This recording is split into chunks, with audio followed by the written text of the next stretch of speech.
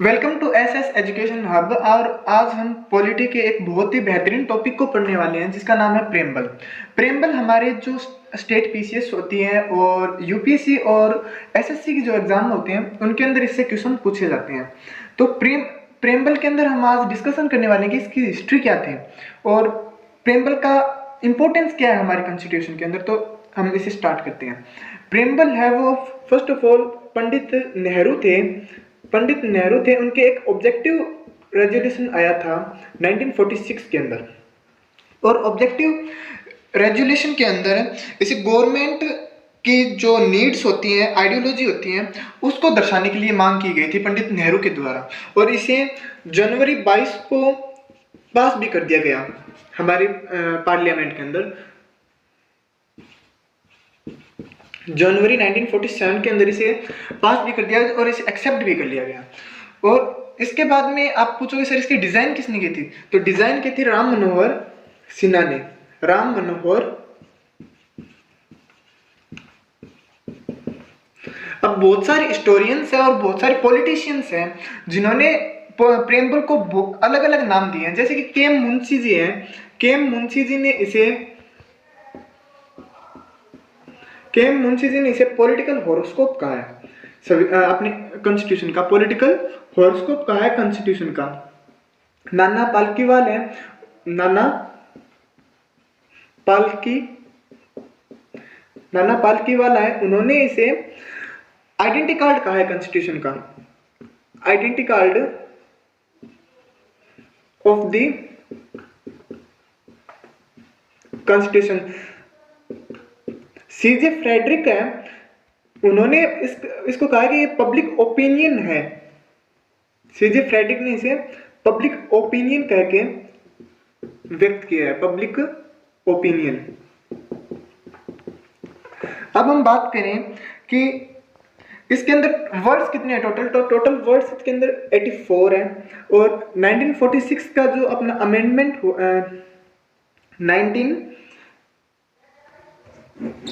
1976 का जो constitutional amendment, जी Frederick ने इसे पब्लिक ओपिनियन कह के अपना व्यक्त किया है। तो इसके अलावा बहुत सारे जो पॉलिटिशियंस थे उन्होंने इसे आइडेंटिटी कार्ड कहा, किसी ने इसे समरी कहा, किसी ने इसे एब्स्ट्रैक्ट कहा, किसी ने इसे फिलोसॉफी कहा और स्प्रिट कह के भी व्यक्त किया है। अब इसका मेन पर्पस क्या था? मेन पर्पस था इसका कि जो गवर्नमेंट की आइडियोलॉजी है, गवर्नमेंट की आइडियोलॉजी वो क्या हो इसके अंदर बताई जा सके, किसको? पब्लिक को। गवर्नमेंट की जो आइडियोलॉजी है वो पब्लिक तक जाए और इसका ये एक मेन पर्पस के रूप में आता है। ठीक है, इसके अंदर जैसे कि हम पढ़ते हैं, we the people of India having solemnly resolve to constitute India into a sovereign socialist secular democratic republic to secure all its citizen justice, social, economic and political liberty of thought, expression, belief, faith, worship, equality of status and opportunity, and to promote among them all fraternity, assuring the dignity of the individual and the unity and integrity of the nation. In our Constitution Assembly, this 26th day of November 1949, do hereby adopt, enact and give to ourselves this Constitution. अगर आप इस preamble को आप ध्यान से पढ़ें तो आप कुछ लोग ऐसे होंगे जो कहेंगे प्रेम्बल जो है या फिर कॉन्स्टिट्यूशन है, कुछ लोग ऐसे मिल जाएंगे आपको जो कहेंगे कि कॉन्स्टिट्यूशन है इंडिया का वो हम पे थोपा गया है। थोपने का अर्थ कुछ लोग ऐसे समझेंगे जैसे कि अंग्रेज थे, जो इंग्लिशर्स थे, ब्रिटिशर्स थे, उनके अंदर और इंडियन गवर्नमेंट के अंदर आज क्या फर्क है। तो कुछ लोग जो होते हैं वो ऐसे सोचते हैं कि ब्रिटिशर्स का राज अच्छा था और जो अब इंडियन गवर्नमेंट है वो अच्छी नहीं होगी। क्यों? क्योंकि वो भी हम पे शासन कर रही है और वो भी हमें शोषित कर रही है, और अंग्रेज भी हम पे शासन कर रहे थे और वो भी हमें शोषित कर रहे थे। तो ऐसा इसके अंदर नहीं है, क्योंकि पहली बात तो कि कॉन्स्टिट्यूशन के अंदर लास्ट के अंदर लिखा गया है, in our constitution assembly we hereby adopt, यानी हम इसे स्वीकार करते हैं। इसका मतलब ये नहीं है कि आपके ऊपर वो थोपा जा रहा है। तो पहली बात तो उनके यहाँ पे जो ओपिनियन देने वाले लोग होते हैं उनकी यहाँ पे गलत हो जाती है बात।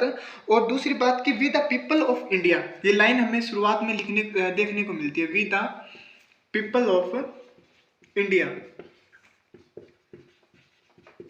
We the people of India के ऊपर भी बहुत ज्यादा विवाद है, क्योंकि we the people of India की जगह कुछ लोग हैं वो we the people of parliament और विद रखना चाहते थे। पर भीमराव अंबेडकर साहिब उन्होंने अपना ओपिनियन रखा था यहाँ पे और कहा कि we the people of India ही बेहतर है, क्योंकि इसके अंदर we the people of India के अंदर जनता को ये भाव जाएगा कि हम भारत की जनता। और अगर we the people of parliament होता तो वहाँ पे ऐसा होता कि हम संविधान सभा के व्यक्ति सभी। तो इसका एक इतिहास है छोटा सा। अब इसको 1976 के अंदर अमेंडमेंट किया गया था इंदिरा गांधी जी के द्वारा, और 1966 के अंदर 76 के अंदर यहाँ पे कुछ वर्ड्स ऐड किए गए। वर्ड्स के अंदर सबसे पहला वर्ड था वो सोशलिस्ट था, सेक्युलर था। ठीक है, पहले 84 वर्ड्स होते थे, हम अपने ओरिजिनली है प्रेम्बल के अंदर वो 84 वर्ड्स हैं और उसके बाद में 87 वर्ड्स हो गए। ठीक है, तो अब इस 1976 के अंदर इंदिरा गांधी जी द्वारा यहाँ पे 3 वर्ड ऐड किए गए। उनके अंदर पहला वर्ड था सोशलिस्ट यानी साम्यवादी यानी समाजवादी, सोशलिस्ट, और एक था सेक्युलर, और एक था इंटीग्रिटी यानी अखंडता। ठीक है, तो इसके बाद में अब एक चीज आती है कि स्टेट होता है, यानी अब स्टेट की डेफिनेशन आपको आर्टिकल 12 के अंदर देखने को मिलेगी जब हम फंडामेंटल राइट्स पढ़ रहे होंगे। ठीक है, स्टेट का फॉर्म कैसे होता है? स्टेट का फॉर्म होता है सोवरेन से। अगर आप सोवरेन हो तो एक स्टेट का फॉर्म होता है सोवरेन यानी स्वतंत्रता। फिर आपको एक सोशलिस्ट, साम्यवाद, और फिर होता है आपके पास सेक्युलर, धर्मनिरपेक्ष, और उसके बाद होता है डेमोक्रेसी। डेमोक्रेसी हो ये भी आपके पास जरूरी हो एक स्टेट को फॉर्म करने के लिए। स्टेट की डेफिनेशन मैं आपको फिर से बता देता हूँ कि आप फंडामेंटल राइट पढ़ रहे होंगे, उसके अंदर हमारा फर्स्ट फंडामेंटल राइट होगा 12, उसके अंदर आर्टिकल 12 के अंदर हम पढ़ रहे होंगे इसे। ठीक है, democracy, and last one is Republic. तो हम अब इन सब चीज़ों को हम एक एक करके पढ़ रहे हैं। सोवरेन क्या होता है, सोशलिस्ट क्या होता है, सेक्युलर क्या होता है, डेमोक्रेसी क्या होती है, और रिपब्लिक क्या होता है। लेट्स टॉक अबाउट सोवरेन, यानी सोवरेन का मतलब क्या होता है, स्वतंत्रता का मतलब क्या होता है, एक स्टेट की स्वतंत्रता का मतलब क्या होता है। तो आप इस चीज से अब मैं आपको बताने वाला हूँ कि इसके अंदर क्या होता है। एक सोवरेन होता है वो एक एसेंशियल पार्ट होता है किसका, स्टेट का। एसेंशियल यानी एक आवश्यक चीज होती है। ठीक, एसेंशियल होता है ये एक स्टेट के लिए। इसका मतलब ये होता है कि स्टेट है वो इंटरनल और एक्सटर्नल, इंटरनल प्लस एक्सटर्नल अपने डिसीजन होता है वो लेने में फ्री हो। एक्सटर्नल और इंटरनल डिसीजन होता है उसको लेने में फ्री हो, डिसीजन लेने में क्या हो, फ्री हो। इंटरनल और एक्सटर्नल का मतलब आप समझोगे कि इंटरनल यानी कि हमारे देश के अंदर हम जहाँ चाहें वहाँ हम किसी भी एक पार्ट के लिए ना हम रूल बना सकते हैं, किसी भी एक जगह के लिए। जैसे कि अब जयपुर में रह रहे हो तो जयपुर के लिए जो स्टेट गवर्नमेंट है अपनी यानी सेंट्रल गवर्नमेंट है वो उसका रूल बना सकती है। जैसे चंडीगढ़ है उसके लिए उसने अपना यूनियन टेरिटरी बना दिया है उसने, तो उस तरीके से वो इंटरनल मैटर होता है एक स्टेट का या फिर एक कंट्री का, तो हम इसे इंटरनल रूल कहेंगे। एक्सटर्नल रूल यानी जैसे कि आप एक्सटर्नल रूल देख रहे होंगे कि इंडिया है वो कैसे किसी दूसरे देश के साथ रिलेशंस रखेगा, उसका वो जो डिसीजन मेकिंग पावर है अगर वो उसके पास है तो वो कंट्री होता है वो एक सोवरेन कंट्री होता है। लाइक हम पाकिस्तान के साथ कैसे रिलेशन रखेंगे, हम कनाडा के साथ कैसे रिलेशन रखेंगे, हम अमेरिका के साथ कैसे डिसीजन रखेंगे, तो वो एक एक्सटर्नल डिसीजन होता है। उसको लेने में अगर कोई कंट्री फ्री है, कोई गवर्नमेंट फ्री है, तो वो तब वो जाके सोवरेन होता है, यानी वो फ्री है तो एक स्वतंत्रता का उसमें वो भाव आता है। ठीक है, तो अंडर आर्टिकल 295 इंडिया में subject to provision of its country of its constitution make laws for whole or any part of the country. अब रूल और अब देखोगे लॉज। अब लॉज का मतलब क्या हुआ, कानून। और कानून बनाने की भारतीय कॉन्स्टिट्यूशन के अंदर 295 जो हमारा आर्टिकल है कॉन्स्टिट्यूशन का उसके अंदर हमें पावर दे रखी है। यानी हम इंटरनल डिसीजन की बात कर रहे हैं हम यहाँ पे। 295 आर्टिकल के अंदर हमें कह रखा है कि हम होल कंट्री यानी पूरे भारतवर्ष के लिए और plus any part of it, हम छोटे से भूभाग के लिए भी एनी पार्ट ऑफ इट, हम इसमें किसी भी पार्ट के लिए हम अपना क्या बना सकते हैं कि लॉ बना सकते हैं, रूल बना सकते हैं। तो ये 295 के अंदर इंडियन गवर्नमेंट को है वो प्रोविजन रखा गया है। ठीक है, अब आपके पास में एक सोवरेन का एक आपसे बहुत सारे लोग हैं वो क्वेश्चन पूछ लेते हैं क्या। अभी आपने सोवरेन की डेफिनेशन देख ली थी।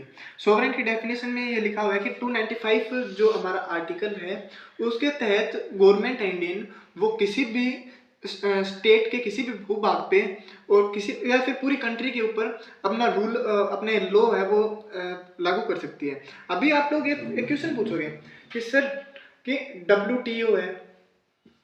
डब्ल्यूटीओ है, यूएनओ है, यूएनएससी की जो बैठक होती हैं और जो इन सब का भारत क्या है, मेंबर है। तो सर इससे कहीं अपनी सोवरेनिटी है वो अफेक्ट नहीं होती।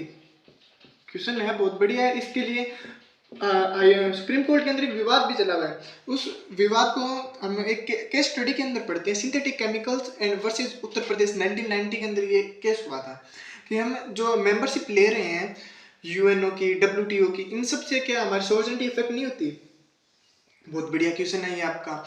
इससे हमारा क्या होता है, हम इससे मैं पढ़ाने वाला हूँ आपको एक क्वेश्चन के तरीके से। ठीक है, तो इंडिया के वो इंटरेस्ट है किस चीज के अंदर, सर यूएनओ के अंदर हमारे इंटरेस्ट हैं बहुत सारे। ठीक है, डब्ल्यूटीओ के अंदर, वर्ल्ड ट्रेड ऑर्गेनाइजेशन से हमारे बहुत सारे इंटरेस्ट, हम हमारे हितों की रक्षा कर रहे हैं यहाँ पे।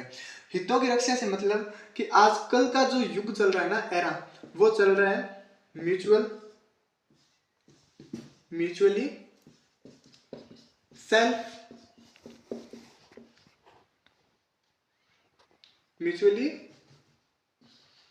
Complex self reliance.